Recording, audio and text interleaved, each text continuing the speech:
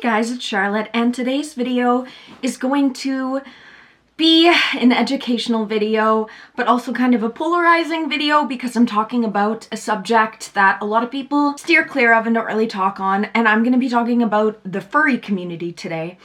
And the name of this video is going to be The Worries of Furries.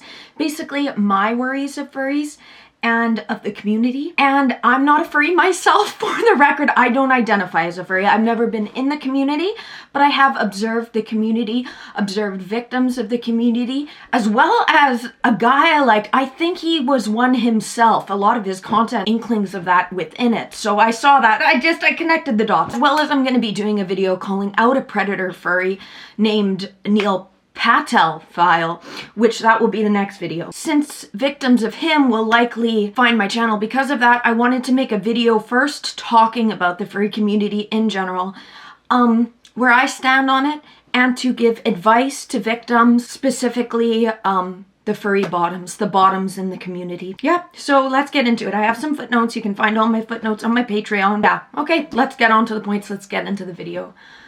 First point, I worry about you, furry. I do. You're in a vulnerable position. Here's why. What I'm referring to when I say furry are those online who identify as cartoon animal photos instead of their true identity, and those who wear mascot costumes of animals and have anonymous relations with victims, usually at Comic-Cons. Comic-Cons are like the hot spot for furry mingling, put it that way. The furry kind of community started from these role-playing websites in the early 1990s and early 2000s. It was first text-based and the photo-based. Just the photo of the animal and just text-based role-playing about the fantasy, okay? And a lot of pedophilia, a lot of predators were within that community and found underage victims, which many of these furry victims are, many of them are, okay?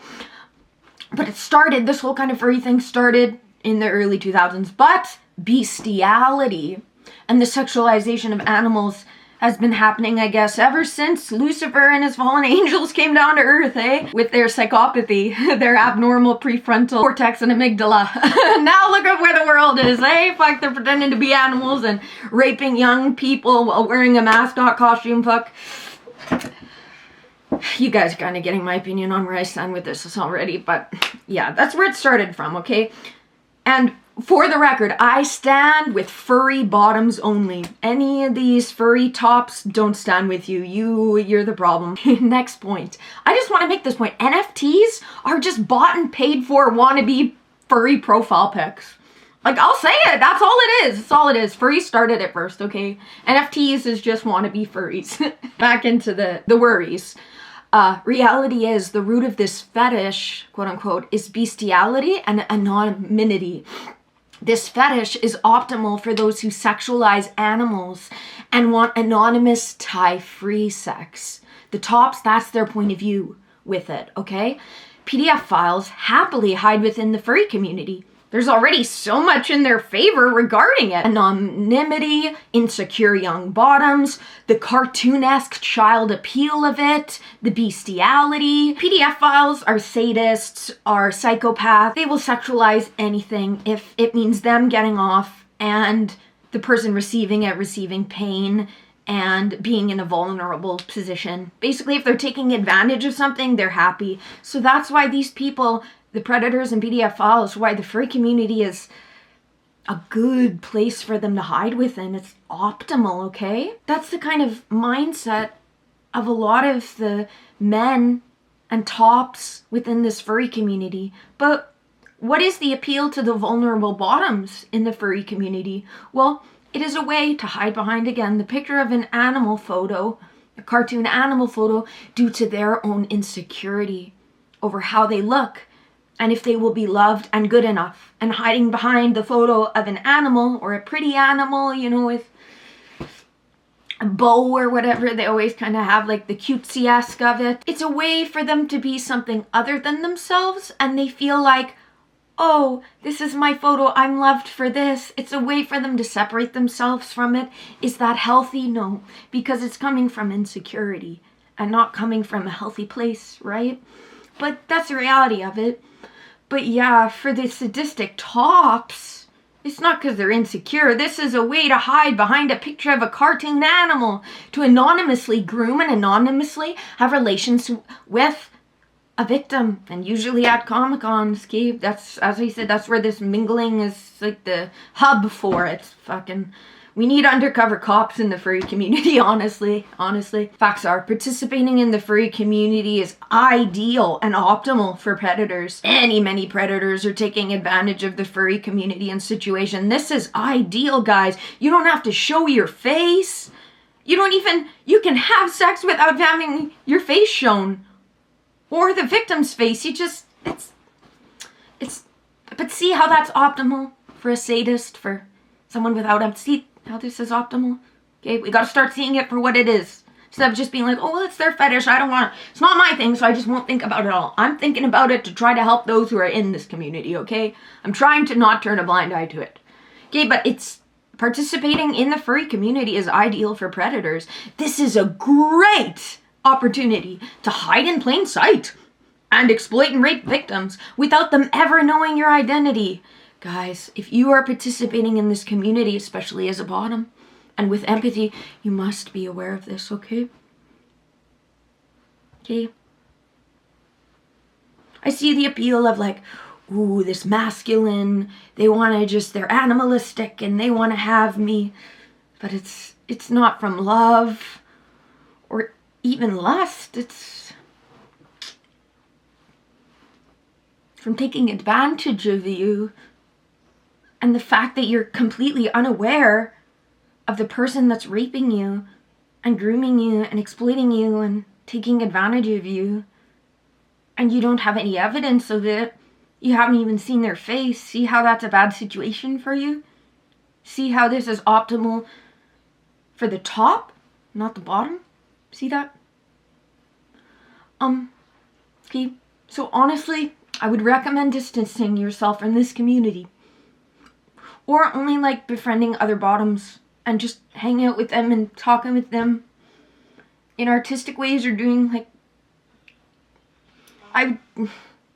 or maybe just like, I don't know, guys. I would recommend distancing yourself.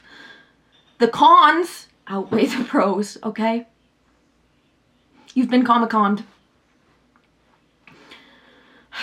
One of the last points, okay? You never know who's inside. Literally, in many ways, you don't know. Oh, that's scary. You never know who's inside. That's scary enough, okay? Stop letting the predatory people run rampant. Stop normalizing this and glossing over the topic, okay? Okay? Or just focusing on like the glamorization of it, but not the reality. Not the reality. And not of all the sadism and the evil and exploitation that takes place within. Because it's happening. It's happening on a grand scale. Because this is optimal for predators to hide within. They don't have to show their face. They just fucking go on Google, pick some stupid photo of some cartoon animal, put as their photo, and then start sexting with some weird animal fantasy with you, okay? Okay? Guys. I can't even imagine probably how much bestiality fetishizing there is within the sexting within this community. Guys, that's not good. No, it's not. Okay? I hope me talking about the true problems within the community and the cons of it and the true worries helps open up people's eyes. Whether you're in this community or not, okay? Because people would rather turn their eyes the other way in regards to furries, or just say, hey, it's not my thing, I guess I'll just let them be. I'm doing neither here. I'm trying to openly discuss the problems and the reality within this community and fetish to save vulnerable victims within that are grasping to this furry fetish because it's their way of having an identity and feeling a part of a community. But for the most part, this community is not safe or built around healthy principles. Okay? When we are breaking it down and looking at the facts of the matter of it. Doesn't sound like very healthy principles, does it? We must be aware of this. Because this isn't being talked about. Like, the worries of it aren't being talked about. None of it is, okay? So I'm trying to give you guys this gray area point of view, this honest point of view, talking about the worries within it, without shaming or being outright hateful or any of that kind of stuff. I'm trying to just talk about it rationally so that some of these points make the connection within you guys so that you don't get taken advantage of. And so that the predators within this community are called out. And so that victims feel strong and empowered enough to speak out. Because the furry community's kind of been glamorized in a way, or people, as they say, just don't talk about it. So those within the furry community are just like, well, this is normal. No one's saying anything. It's normalized. It's accepted, when there's a bunch of abuse happening within. And no one's talking about it because they'd rather turn a blind eye. So my eye is not blind. It's not being turned.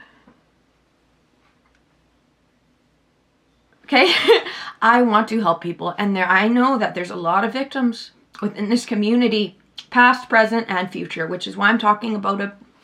But yeah, furries, I worry about you, okay? I do. I want the best for you, and being artistic is fine. Drawing animals, that's okay, but